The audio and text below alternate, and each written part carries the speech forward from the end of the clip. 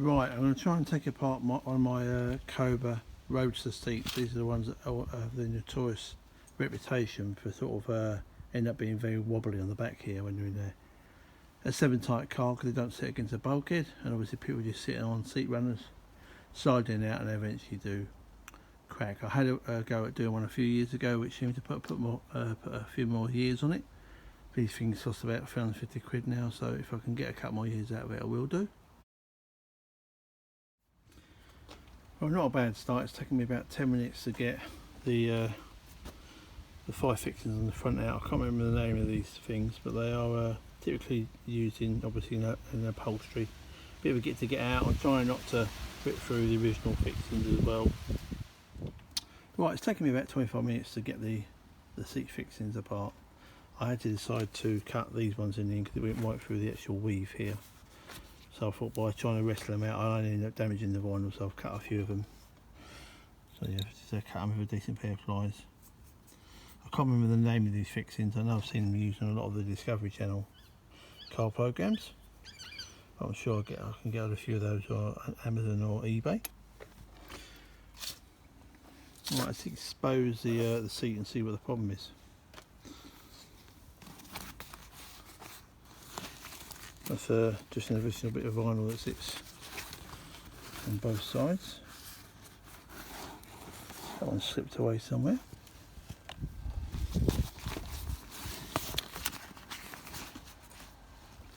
So there we have it. That's obviously the main back support. There's a clean brake that side, and if you didn't guess, a clean brake the other side as well. I think it's about the same space that it broke last time on the other seats I had. Right, so once I decided I had to cut these ones, I realised that this is actually stapled in at the back here, so I have to cut these to get this off, or to get that out. And it looks like the back end will be stapled in further up as well. So it's quite a job to get it all apart. I can see why people don't bother. So this is just to try and get the squab out the way so I can try and get to the front of the tubes. Right, taking a few more steps as you can see, managed to get the side swabs off. They sort of come off with their foam inserts inside them. Quite a bit of glue used, obviously staples, and those ring tongue terminals that I mentioned earlier on. So I need to try and get these bits off. This is the side flute. I'll try and see if I can get right in there to weld that bit up.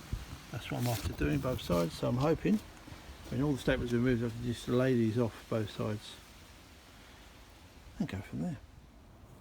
Well, after probably about 3/4 of an hour to an hour's work, I managed to get, hopefully, expose what I need to get exposed. Whether it ever goes back together again is another question.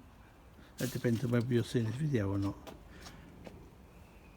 So you can clearly see that this is the problem area where it's obviously cracked around the front, both sides. If I was a sceptical person,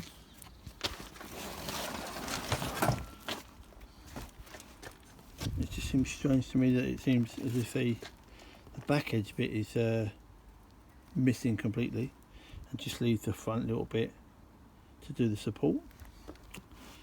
Even if you turn it over, it's quite hard to do one-handed. There we go. Bear with me.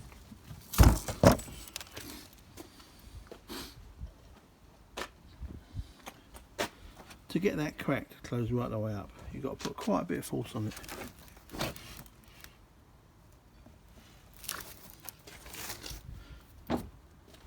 Obviously, I don't know how old these seats are. I bought them about 4 years ago, and they looked pretty new then. Certainly this one, it was, as I said, it was definitely the passenger seat. So I'm going to have a go at certainly cleaning it all up. I'll try and have to protect the foam. I don't have to pull the foam off anymore. The foam is actually glued to the armrest, this bit here, all the way around. So that, it's not just glued one place, it's the whole way up. So it's going to be really hard to get that off without destroying it. So I'm going to get the Dremel out, clean around here, obviously both sides, front and back. Getting a weld in there shouldn't be too bad. Long term, yeah, I mean, you obviously clearly need some support from here. Can't really build up too much that way because the seat comes round, but I could certainly think about putting some supporting strip from there to there, which is not going to do any harm. So that's yeah, a little bit of a project to do to clean it all up. Obviously the whole frame needs a bit of a lick up with the grinder and then a nice coat of paint. So let's see how we get on over the next sort of few sessions. Right, I'm having a go at trying to tidy up the area, ready to do a bit of welding later on. What I was trying to say about being sceptical is this is just hanging naturally now, so you can see the crack clearly finishes there, and I reckon these back holes are slots cut when they were bending the tubing up on both of them, because there's no way is that cracked all that way there. So whether that's well, I can only imagine it's an inherent issue with the seat, and then they put this strip in here to try and reinforce it. So my intention at the moment now is to weld up the crack as far as I can, front and back. Probably just weld across that gap. I might end up putting a bit of a sheet of 16 gauge piece of metal over the back, and also trying to fill in these bits here, which really shouldn't really take up any room as far as the comfortableness of the seat is, or any additional material. So yeah, weld the crack, a bit over the back, a bit round front, either side as well, same this side. You can see that's definitely a relief cut, I reckon, has been put in here when they were bending the seat up, and that's put in afterwards.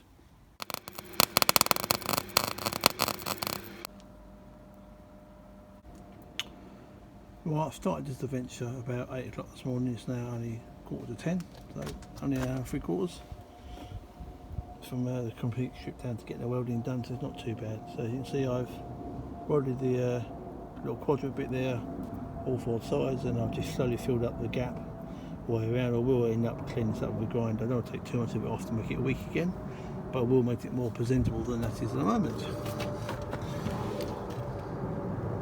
As you can see, I'm working outside, so I'm battling a little bit with the bit of a breeze, but no, it's not too bad. Pretty happy with that. Got plenty of heat into it, got plenty of penetration on the weld. So yeah. Right, so a few hours later, done a little bit of googling, and those rings are called hog rings. So I've got a few of those in order at the moment. I've ground down what I need to on the back of the sink frame. I cut up some bits of 3mm scrap steel plate. I've had a go at welding on one side already. There isn't actually anything that goes around the back here apart from the actual cloth, which I don't think I'm going to lose much sleep over, just having to leave a bit more spare on there. So I reckon we'll be able to pull that round past there. Okay, obviously I'm going to get a bit of a clean up in a minute, so I've just welded that on the back of the cleaned up area. So I'm just about to pop that one up on there, tack it, fully weld it, then give the whole frame a bit of a run over with the flat wheel in the grinder, and then maybe set it up to do a little bit of a hammer white painting later on, let it dry, wait for the stuff to arrive, and hopefully rebuild the seat towards the end of the week.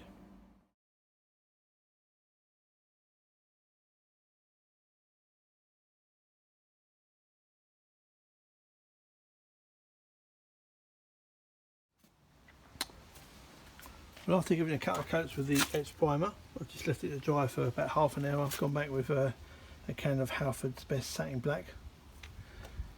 And again, done a couple more coats, spun it around a few times just to get into all the different areas that I couldn't get from one position, left it to dry. Just did it a bit more along the top here that I couldn't get to. So I'm hoping with the reinforcement I've put on both sides of that bend, as well as welding up the actual, what I believe was a designed ground out area, that I'm hoping the frame's going to last. So I've now got to obviously reassemble it when the hog rings and the pliers arrive at the end of the week, and hopefully it become a working seat again. Otherwise it's just been an episode to work out what goes wrong with them. So hopefully it'll be sorted in the next week or so and back in the car.